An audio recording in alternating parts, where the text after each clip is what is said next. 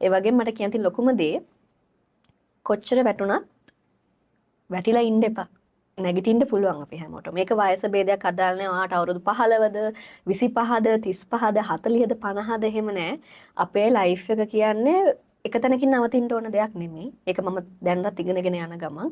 ඉතින් එකපාරක් වැටුණොත් ආය නැගිට තමන්ට පුළුවන් උපරිමයෙන්ම කරන්න අපි හිත හදා ගන්න ඕනේ. ඒත් එකම ලයිෆ් එකේ ලස්සන දකින්නත් අපි ඉගෙන ගන්න ඕනේ. ඒකත් එක්ක ලොකුම දේ තමන් එක හොඳට විවේකයක් ගන්න ඕනේ. තමන්ට විවේකයක් දෙන්න ඕනේ. ඒවත් අපි වැඩ කරන ගමන්ම ඔළුවේ තියාගන්න. ඉතින් ඒක මම මගේ ඔඩියන්ස් එකට කියන්න කැමතියි. මොකද අපි ගොඩක් වෙලාවට වැඩවල හිර වෙලා ඉන්නකොට අපිව අමතක වෙනවා. ඉතින් එතකොට පුළුවන් නම් තමන් ගැන හිතන්න, තමන්ට කෙයා කරන්න, තමන් ගැන මුලින්ම හිතන්න අනෙක් අයට කලින්. ඒත් එකම කවුරු මොනවා කිව්වත් තමන් හරියට ජීවත් වෙනවා නම්, තමන්ගේ හෘද සාක්ෂිය දන්නවා නම් තමන් හරියට හිටියා කියලා බය වෙන්න කිසිම දෙයක් නැහැ. ඒකින්ද වැටුණොත් නැගිටින්න නෙළුමක් වෙන්න ජීවිතේ ජය ගන්න කියලා තමයි මට කියන්න තියෙන්නේ. ඔව් බොක්සින් වලල්ලේ වැටුනොත් පරාද නැහැ. හැබැයි නැගිටින්නේ නැත්තම් පරාද වෙනවා. පරාදයි. වයස ගැන කිව්වනේ ජෝ බයිඩන් පටන් ගත්ත තැනින් නෙමෙයි බරක් ඔබාමා පටන් ගත්තේ. වයසවල් දෙකක්. කොයි වයසේ හරි ජනාධිපති වෙන්න පුළුවන්.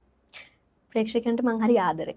හැමදාම ගරු කරනවා හරිම ආදරේ තැනක් තමයි. මම ප්‍රේක්ෂක කියලා කියන්න කැමති නැහැ. මම කැමති මගේ පවුල කියලා කියන්න. මොකද ඒක වෙනමම අත්දැකීමකයි. මොකද අපි කලාකරුවෙක් වෙලා අපි තැනකට ගියාම අපිව දකින විදිහ හරි ලස්සනයි. ඉතින් ඒකින්ද ඒගොල්ලන්ට මං හරි ආදරේ.